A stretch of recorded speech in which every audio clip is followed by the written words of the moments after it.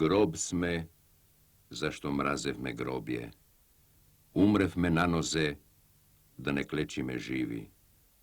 I živi sme, mrtov je zborot robje.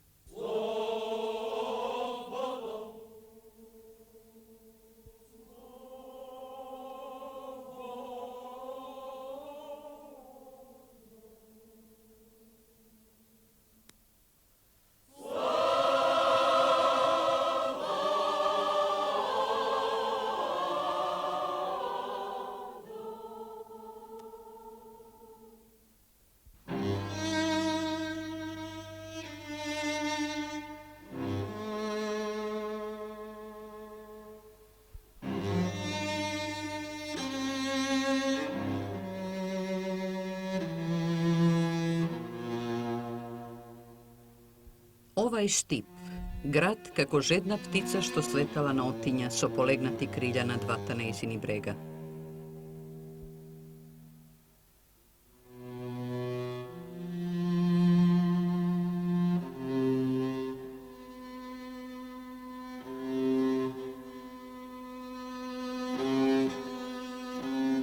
Štipsko novo selo, kade što učiteljstvoval Goce Delčev.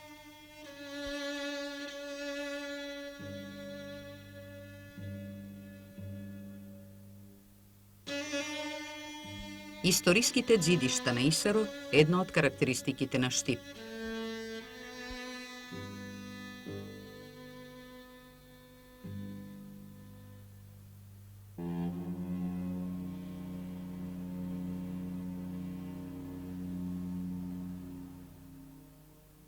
Тесните улички од обете страни на реката завршуваат во ридиштата.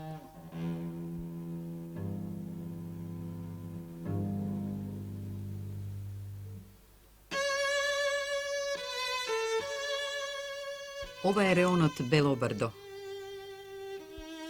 Куќата на Славка и Коце Стојменски.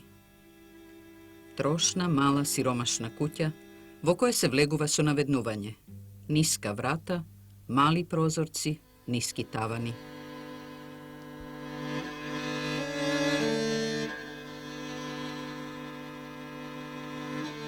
Радост во куќата на Славка и Коце Стојменски. Името му е Славчо, а роден е на 25. октомври 1921 година.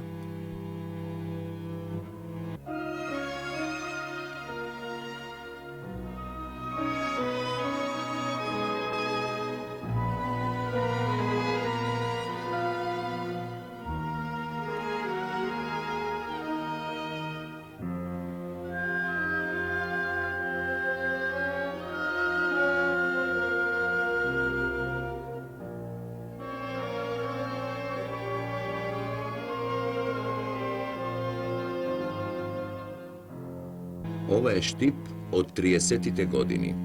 Тешки економски услови во градот. Индустрија нема, занечиството одвај се крпи себе си. Коце Стојменски, тих и трудолюбив самарџија, фурнаџија, поопшт работник, е готов на секаква жртва за малиот Славчо да се школува. Помошта и охрабрувањето доаѓаат и од вујкото Христо Гроздев. Славчо седнува во својата клупа во основното градско училиште во Štip.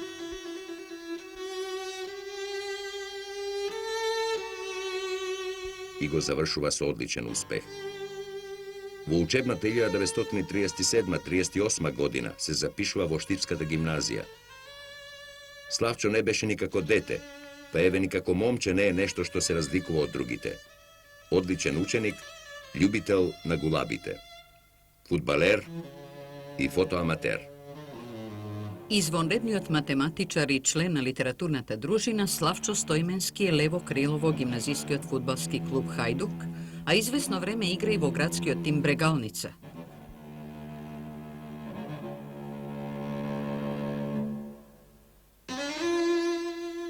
Славчо се разликува од своите врсници по нешто друго.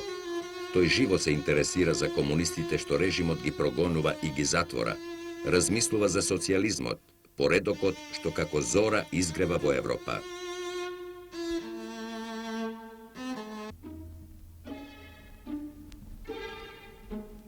Во 1937 година во Štip се случува провала.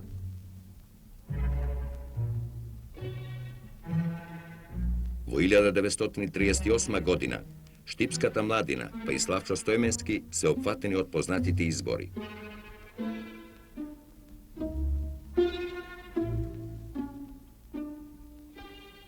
Во 1939 година се чувствува масовна раздвиженост на средношколската и работничката младина. Се формираат така наречени воспитни групи, на чии состаноци се разговара за ликот на комунистот, за марксистичката теорија, за држањето пред класниот непријател. Во првата ваква воспитна група членуваат Славчо Стојменски, Ванчо Прке, Александар Грличков, Панче Ушински, Панче Кусакацки и Кирил Зенделски. Кога се формираат уште неколку вакви групи, Славчо станува секретар на една од нив. Секој член на воспитната група, меѓу другото, има задача да работи меѓу младината, за нејзино организирање и придобивање за идеите на комунизмот. Активноста на Славчо Стојменски особено се чувствува во реонот на Бело Бардо, каде што живее тој, и во интернатот, каде што некое време беше примен само на исхрана.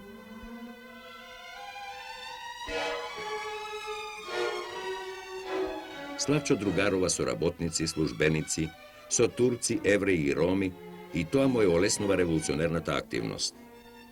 Во политичко-социјалното созревање на Славчо Стојменски видно влијание имаат неколкумина негови постари соученици, како Тошо Арсов И непосредно пред војната Иванчо Прке. Ова влијание всушност е заемно. Сите тие се изразито самостојни и богати личности, полни со заемна доверба и почит. Фашистичка Германија веќе ја води својата освојувачка војна во Европа и пламенот наскоро ќе ја зафати гнилата и разнишена зграда на кралството Југославија. Славчо Стојменски, Ванчо Прке и другарите се подготвуваат да ги извршат своите задачи во услови на војна. Мрежата, топката и стативите од игралиштето на Белобрдо се чуваат во куќата на Славчо, популарниот фудбалер. Спортот и гулабарството се добра можност за партиска конспирација и влијание врз средината.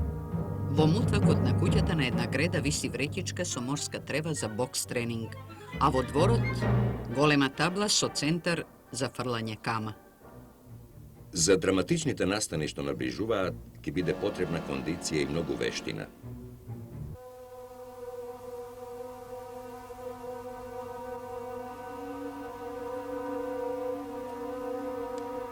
Едно од партиските задачи е и воспоставувањето врски со партиските организации во другите градови на Македонија.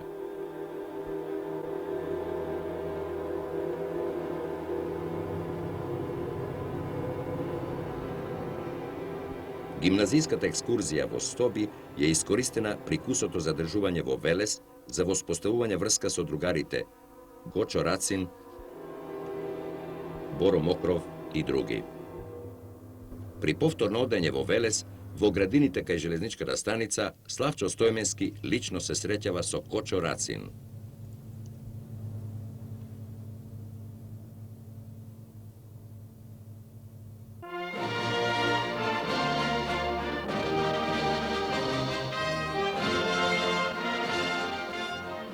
Летото 1940 година Штипската младина организира екскурзија на Голак. Како и насекаде во Југославија, партиската организација ИСКОј овие излети ги користат за зацврстување на другарството, читање напредна литература, пеење револуционерни песни, ориентирање на напредните младинци од кои се одбираат симпатизери на комунистичката партија.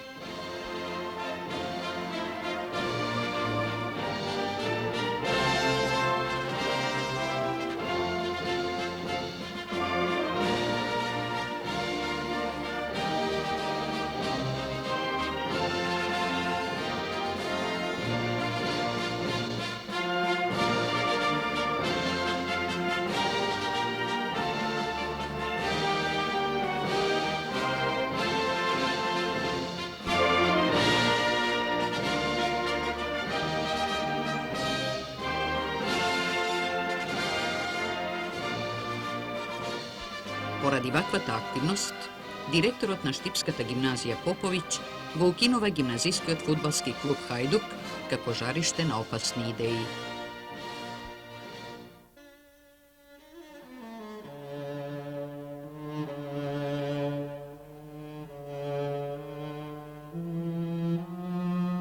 Во октомври 1940 година, Ванчо Прке заминува на студии во Белград. Раководењето со работите го презема актив во кој се Славчо Стојменски, Панче Ушински и Киро Зенделски. Кон крајот на 1940 и во почетокот на 1941 година, воено-политичката ситуација е мощно напната. Германските трупи насекаде напредуваат. Економската ситуација во земјата е се полоша. Расте незадоволството на народните маси. Владата на Цветковиќ Мачек го потпишува договорот за пристапување на Кралска Југославија кон тројниот пакт Рим, Берлин, Токио. Масовните демонстрации, што на 27 март пламнуваат низ цела Југославија, не го заобиколуваат ни Штип. Целата средношколска младина е на штипските улици. Славчо Стојменски го користи својот авторитет и популарност и во демонстрациите вклучува и добар дел од работничката младина. Масовниот народен протест ја соборува профашистичката влада во Белград, но германскиот фашизам е нервозен. На 6 април 1941 година тој ја напаѓа Југославија и за неколку дена земјата е окупирана, поробена и раскината. Овие драматични настани Славчо Стојменски го затекнуваат како матурант во Штипската гимназија.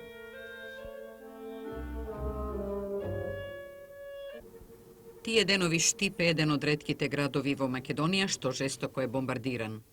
Излетани од аеродромите во Бугарија, германските авиони на 6 април во 9 часот го обсипуваат градот со бомби, при што се убиени и ранети над 150 војници од југословенската војска стационирана во Соколаната.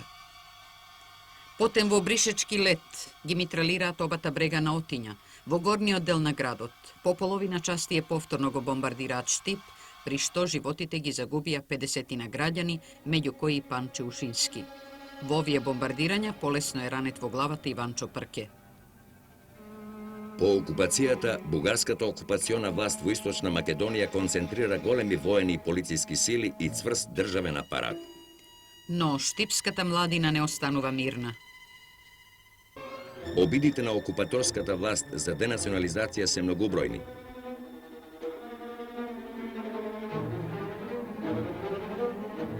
Се отвора дури и градско читалиште, но на собирот по повод отворањето, Љупчо Арсов, Ванчо Прке, Славчо Стојменски и другите организирано и енергично се спротивставуваат и во управата на читалиштето избираат своји луѓе, а место отец Паисиј, читалиштето го добива името Гоце Делчев.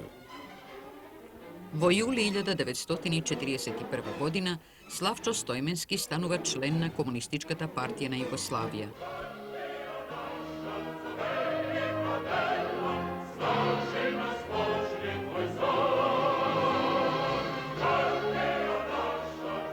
Од јули тој е секретар на Скоевската група, а со формирањето на месниот комитет на Ској во октомври станува негов секретар.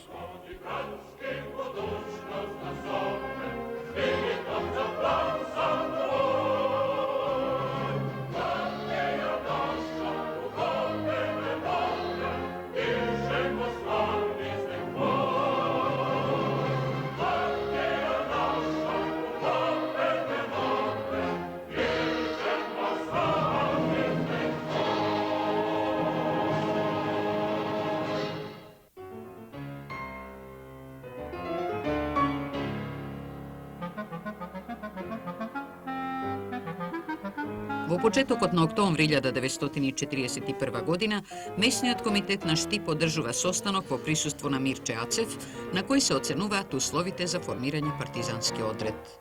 Истиот месец, по извршените подготовки, се формира и воен комитет. Засилена е активноста околу политичките подготовки на народот за народно-ослободителната борба.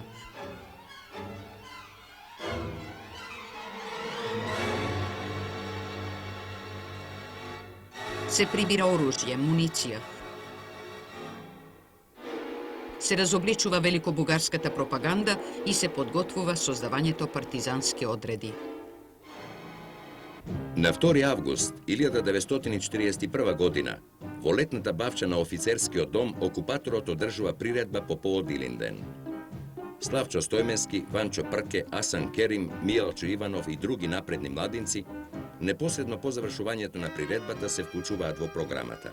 Се пеат македонски песни.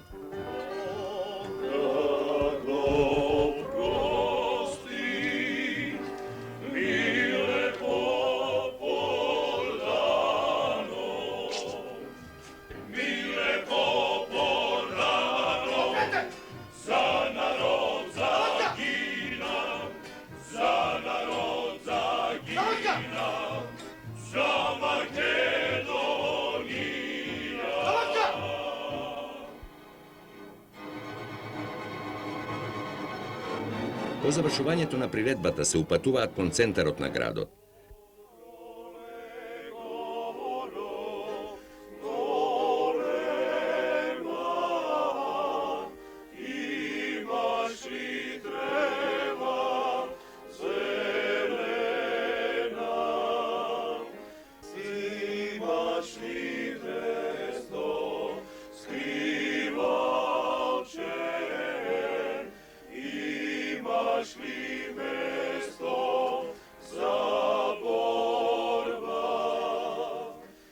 На 100 метри од околиската управа, агентите што ги следеа ги запираат. Покуса физичка борба, Славчо е фатен и одвлечен во полицијата. Тоа е неговото прво искуство во окупаторската Зандана. Славчо Стојменски е претепан. Нозете му се потечени, косата искубана, но полицијата не дознава ништо. Веднаш е извршен претрес во куќата на Стојменски.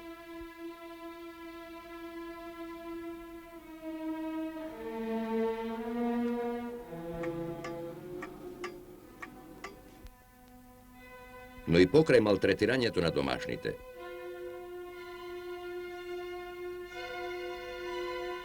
Полицијата ни овде не дознава, ниту наоѓа нешто од она што го бара.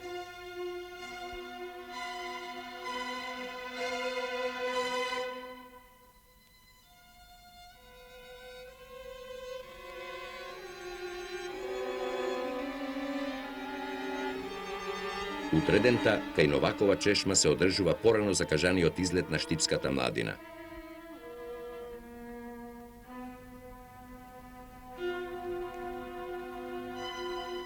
Ванчо Прке одржува говор за Илинденското востание од 1903 година и за борбата што предстои. Иако истоштен од полициските малтретирања, Славчо Стојменски доаѓа на овој излет и зема активно учество. Сушност, програмата и не почнува додека не дојде тој.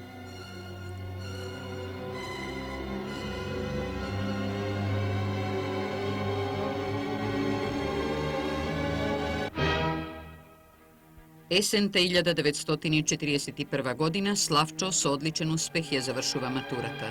На еден конкурс по математика ја освојува наградата што му обезбедува државна стипендија и се запишува на Медицинскиот факултет во Софија.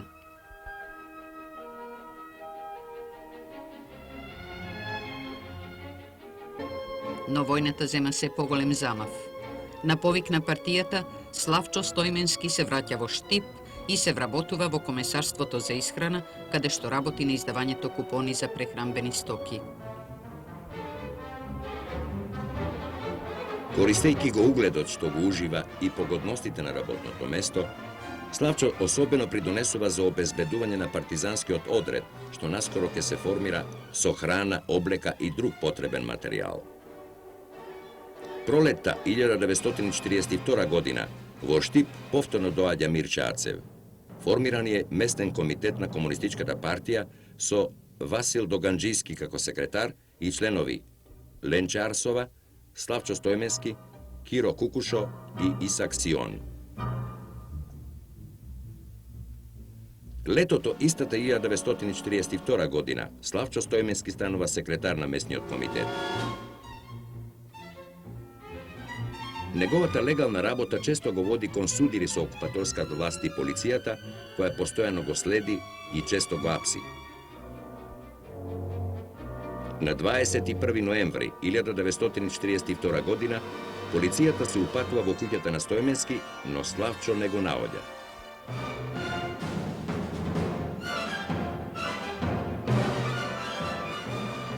Агентите го бараат во комесарството и Славчо Стојменски е уапсен и спроведен во полициската управа. Но 21 ноември е празник на полицијата и додека жандармите и персоналот се зафатени околу подготовките на прославата, Славчо спокојно и без возбуда ја напушта полициската управа и оди во илегалство. Испуштајќи го од раце важниот човек, полицијата збеснува. Куќата на Белобрдо се исполнува со агенти и униформирана полиција. Пак претрес и малтретирање на семејството. Почнува илегалната работа на Славчо.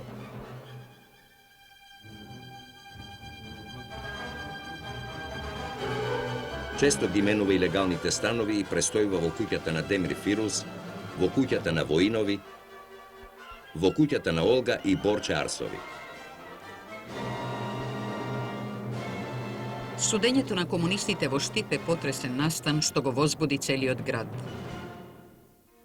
Судската зграда спроти куќата на Анариевци е обседната од вознемирените граѓани. Славчо во илегалство е осуден на 15 години затвор.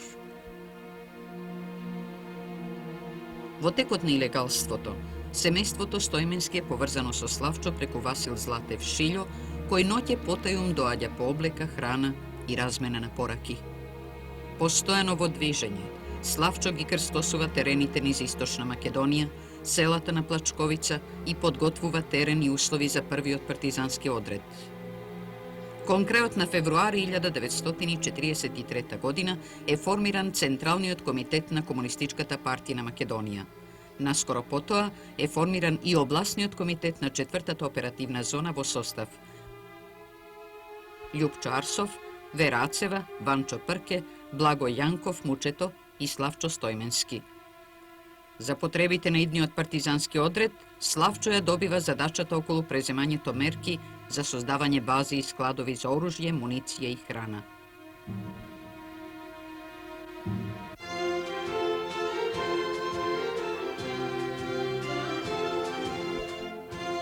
Првата група партизани излегува од Штип на 19. мај 1943 година.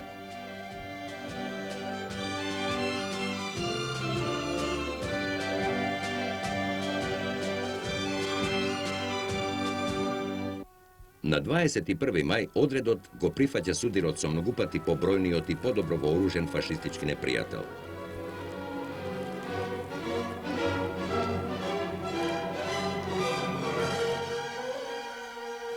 Одредот е разбиен, загинува и Ванчо Прке Сермен.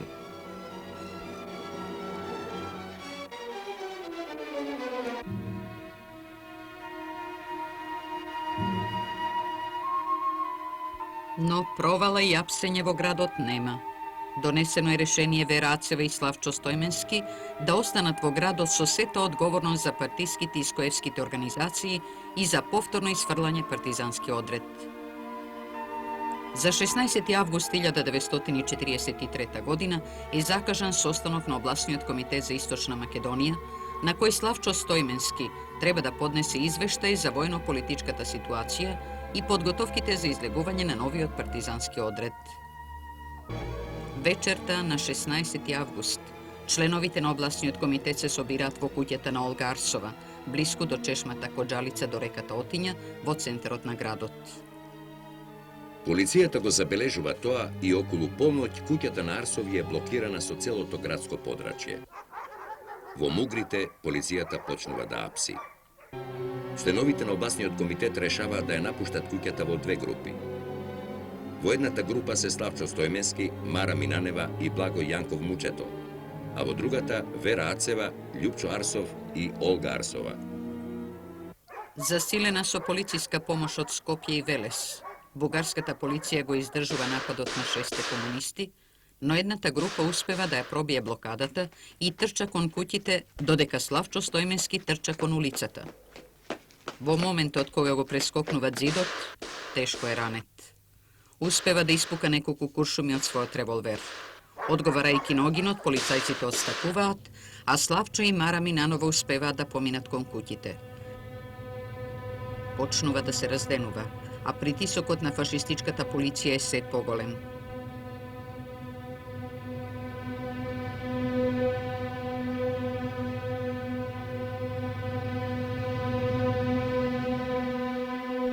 Изнемоштен од крвавењето и болките од тешката рана, Славчо Стојменски се притајува во една куќа. Веќе искрвавен и речиси во безсвест, кога полицијата се охрабрува да влезе во куќата од која нема никаков отпор. Веднаш е префрлен во Штипската болница. Со него е ранета и фатена и Мара Минанова. Големиот човек на нашата револуција и во болницата не мирува. Тој се интересира за положбата, за другарите.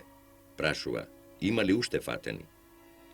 И покрај нечовечкото полициско малтретирање, тепан до смрт, Доследниот комунист не оддава ништо. На 22 годишна возраст го дава својот прекрасен живот за слободата на Македонија и за револуцијата.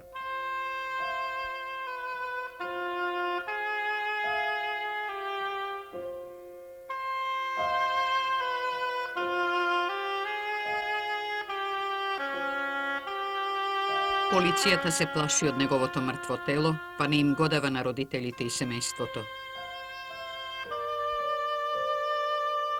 На енергично барање од група угледни граѓани, полицијата сепак дозволува закопот на Славчо Стојменски да се изврши на градските гробишта во Штип.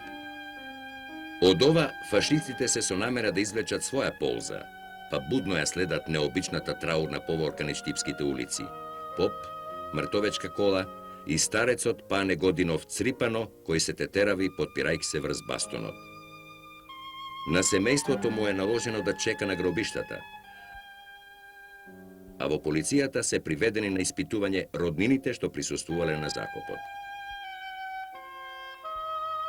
Обштествено-политичката, социјалната и националната ситуација заедно со правдолюбивата природа на Славчо Стојменски го определија за комунист што херојски ќе се бори до победата или до лично согорување во таа борба.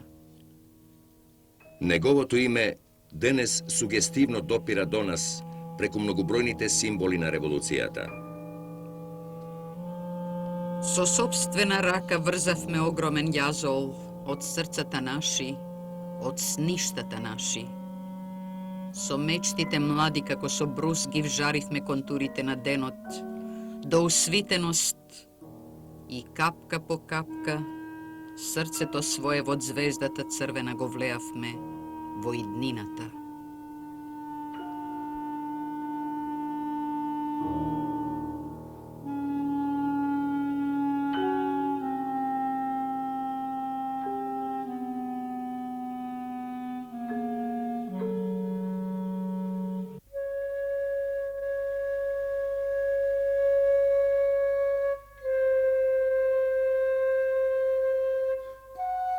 Сева корија и сиов камен што го гледате длабоко под мене протега жилав корен. И мојава става што вишна е усамена под ридов сте вие.